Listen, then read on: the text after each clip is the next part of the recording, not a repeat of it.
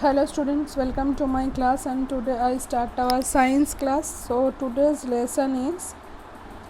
discussed lesson is chapter 4, where animals live, adaptations, page number 37, 38, 39. Okay, page number 37, 38, 39.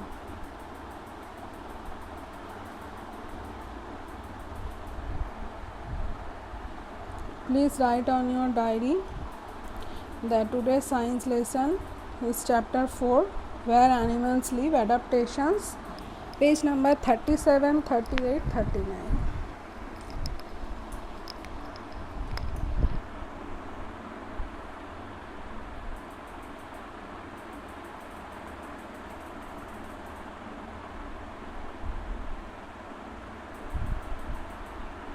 So let's start. In our previous class we just ended up with the arboreal animals. So today we gonna start water or aquatic animals. Okay, animals. So which are the aquatic or water animals? Animals are found in rivers or fresh water, as well as in the salty waters, seas and oceans. Special adaptations help them survive in such habitats. Fish live and breathe in water. Some of their adaptive features are, so इसका मतलब है कि जो भी animals हम water में देख पाते हैं, जैसे कि रिवर्स में भी होता है, फ्रेश वाटर में भी होता है, और सॉल्टी वाटर मतलब सीज और ओशियन में भी बहुत सारे एनिमल्स होते हैं. So they are the aquatic or water animals. So mainly fish lives in water, so they live and breathe in water. वो वाटर में ही रहती है और वाटर में ही ब्रीथ करती है. तो इसके लिए उनके पास कुछ एडेप्टिव फीचर्स है, क्योंकि उन्होंने ये डिसाइड किया था कि वो पानी में रहेंगे, तो इसीलिए उन लोगों के पास कुछ अलग सी एडेप्टिव फीचर्स है. जैसे कि fins and tails help a fish move through the water. The tail keeps it propelling through the water. Fins guide their movement through the water and control their direction like a boat rudder. So fins and tails fish को help करती है water में move करने के लिए. Tales उनको बताती है कि मतलब कैसे जाना है वाटर में से, एंड फिन्स गाइड करती है उसकी मूवमेंट को, वाटर की डायरेक्शन को कंट्रोल करती है. Fish have gills for breathing. So here this is the important things. So by which organ fish can breathe? Fish can breathe with gills. Okay, उनके पास gills होते हैं. Specialised sense organ called the lateral line. यहाँ पे देखो lateral line है, ये वाले, this one is the lateral line, ये वाला जो गया है. So this one the lateral line, so which works much like a radar, helps them navigate in dark or misty water. So ये जो lateral line होता है, ये उनको डार्क मतलब नेविगेट करती है, डायरेक्शन देती है कि डार्क वाटर में, मिस्टी वाटर में कैसे उनको जाना है. Fish have powerful senses of sight, touch, taste, and many possess a good sense of smelling and hearing.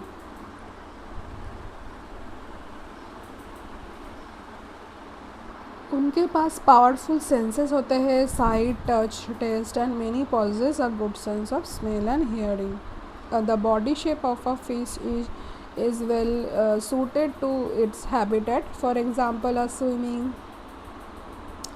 fish will have a streamlined body to allow water to easily pass over it. A bottom feeding fish has a flat body to press against the ground and search for food. सो जो मतलब जो fish तैरती है, swimming करती है, तो उनका body streamline body होता है, ओके। और जो बॉटम फीडिंग फिश होते हैं उनका बॉडी फ्लैट बॉडी होता है, और वो ग्राउंड में मतलब ग्राउंड में वो जा सके और वहाँ पे वो फूड सर्च कर सके। Next is adaptation that help sea turtles. Sea turtles भी वाटर में ही रहती है, तो उनका एडेप्टेशन कैसा है?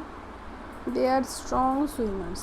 Their forelimbs are modified into long, paddle-like flippers for swimming. उनके पास पैडल होता है स्विम करने के लिए, and they are strong swimmers.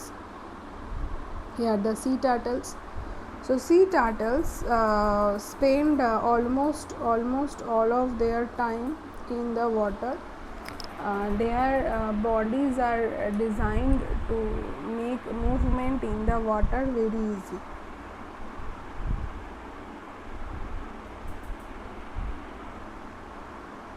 So इसका मतलब क्या है? इसका मतलब है कि सी टर्टल अपना बहुत सारा समय वाटर में बिताती है, एंड उनके जो बॉडीज़ होते हैं वो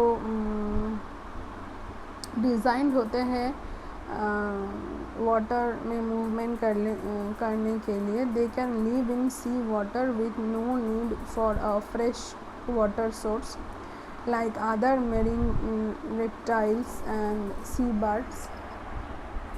Sea turtles have a salt gland to rid their bodies of excess salt.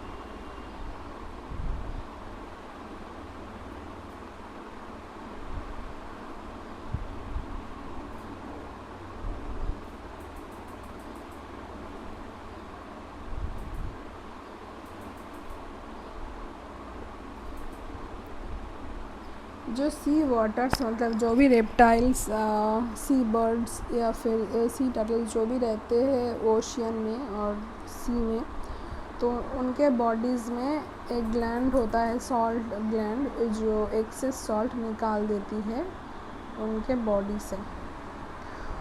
उसके बाद देखो वेल्स.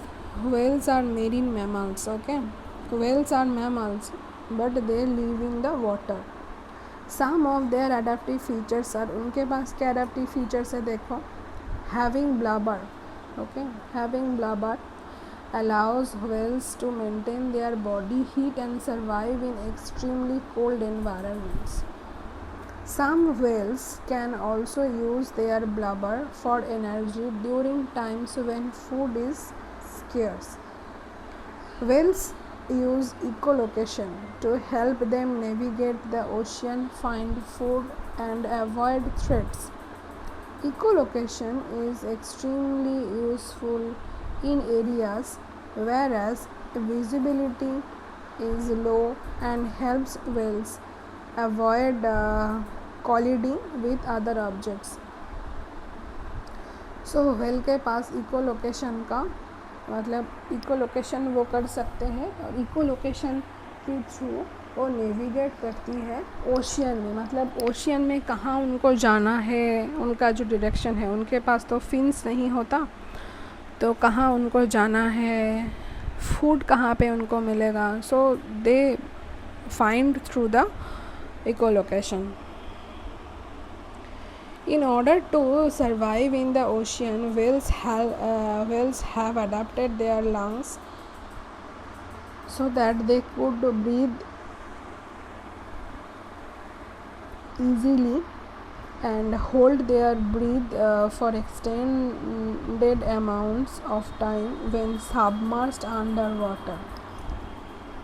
सो इसका मतलब है वो सर्वाइव कर सकते हैं ओशियन में, और उनका जो लंग्स है उन्होंने एडाप्टेड किया है, वो ब्रीथ कर सकते हैं. तो इनका मतलब रेस्पिरेशन ऑर्गन और रेस्पिरेटरी ऑर्गन क्या है? लंग्स है. वेल का रेस्पिरेटरी ऑर्गन्स क्या है? लंग्स है. Okay,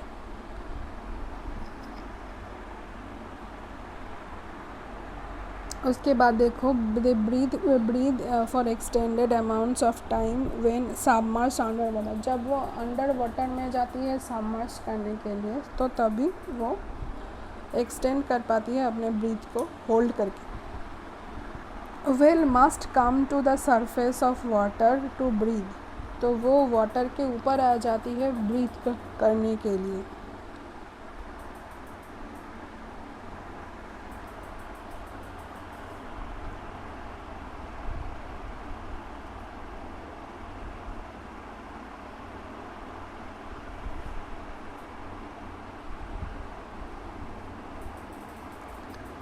Due to this fact, whales are never able to fall completely asleep, because if they were, there is a good chance they would drown.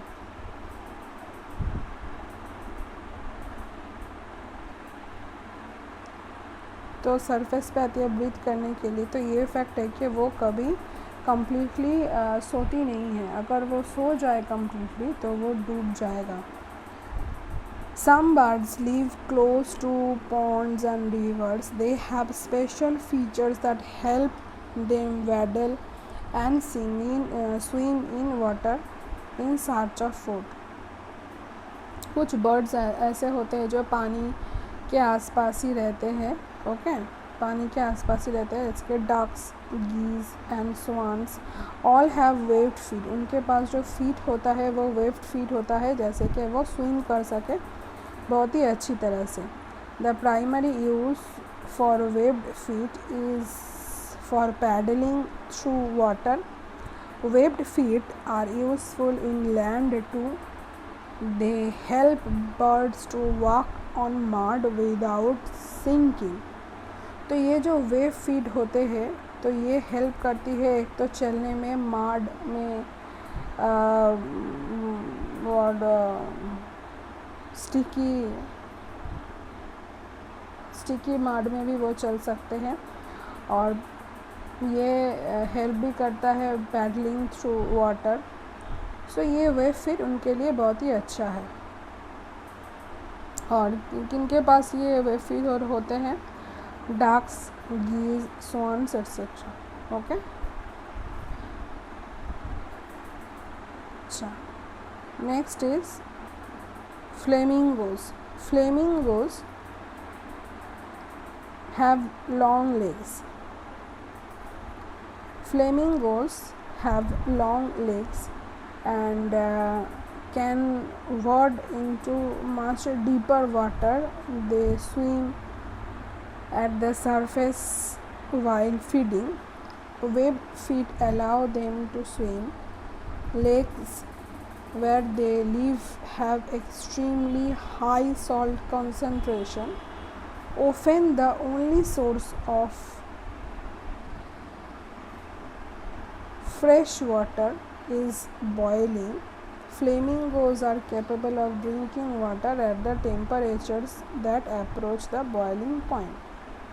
तो flamingos के पास long legs होता है. Okay, और क्योंकि वो डीप वाटर में जाके भी मतलब स्विम कर सके, डीप वाटर में भी वो चल सके. दे swim also in the surface while they feeding. उनके पास भी वेव्ड फीड होते हैं. वो लेक्स पे भी वो जाते हैं जहाँ पे सॉल्ट कंसंट्रेशन हाई होता है और जहाँ पे फ्रेश वाटर होता है, पर बॉइलिंग पॉइंट में होता है फ्रेश वाटर. तो वही बॉइलिंग पॉइंट में जो वाटर होता है वही वो पीते हैं flamingos. Okay. Amphibian. So who are the amphibians? An amphibian can live both on land and in water. Okay, amphibians land पे भी रह सकता है, वाटर में भी रह सकता है. They have some special adaptations that help them do so. तो कुछ अडेप्टेशंस है जो इनको हेल्प करती है.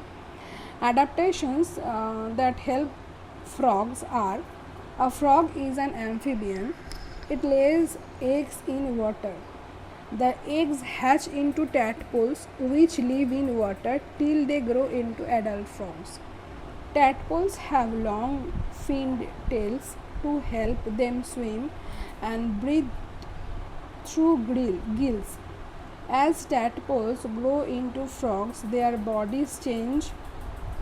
The tail gives way to legs. They develop lungs to breathe on land. तो देखो फ्रॉग के पास क्या क्या एडाप्टेशंस होते हैं. तो there frog is an amphibian. तो वो पानी में जाके अंडा देती है. उसके बाद वो अंडा से हैच होने के बाद टैडपोल्स निकल के आता है. They also live in water. वो भी वाटर में ही बड़े होते हैं अनटिल जब तक वो एडल्ट फ्रॉग्स में जब तक वो ना पहुंच जाए. उसके बाद टैडपोल के पास क्या होता है, वाटर में रहने के लिए फिन टेल्स होते हैं, स्विम करने के लिए गिल्स होते हैं, ब्रीथ करने के लिए. उसके बाद जब वो टैडपोल से बड़ा हो जाता है, फ्रॉग्स में पहुंच जाता है, तब उनके पास क्या चेंज हो जाता है, टेल्स चला जाता है. टेल्स नहीं होता है, उसके बदले लेग्स हो जाते हैं. एंड उसके बाद उनके अंदर लंग्स तैयार हो जाता है टू ब्रीथ ऑन लैंड. क्योंकि लैंड में अगर वो ब्रीथ करना हो किसी को भी तो उनके पास लंग्स होना चाहिए. ओके. एक only one whales have lungs, but he can breathe in and he live it can live in water. Okay. Next is aerial animals. Aerial animals can fly. Birds, some insects and bats are examples. However, some birds such as ostrich, kiwi and penguin cannot fly. They are known as flightless birds. So flight adaptation in birds, जो उड़ते हैं जो birds, उनके पास क्या flight adaptations है. Flying birds have very large breast muscle. उनके पास breast muscle बहुत ही बड़ा होता है.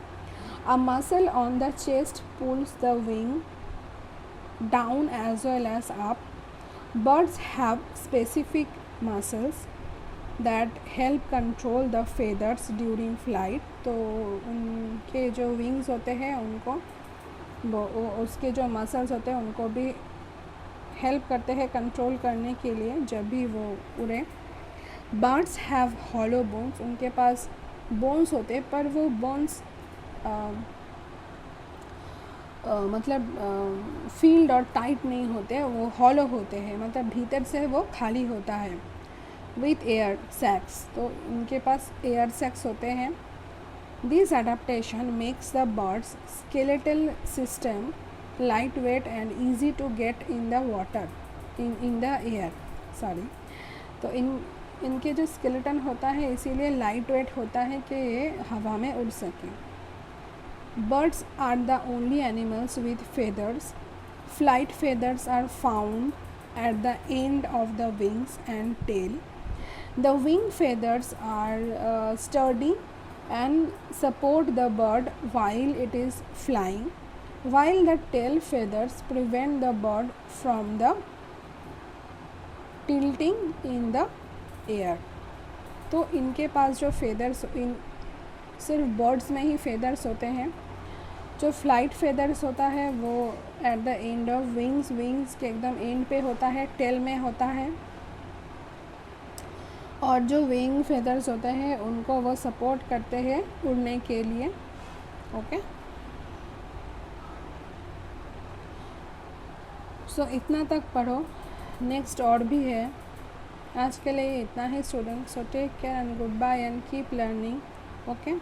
आई hope you understand all this I taught you today. So please students, keep learning.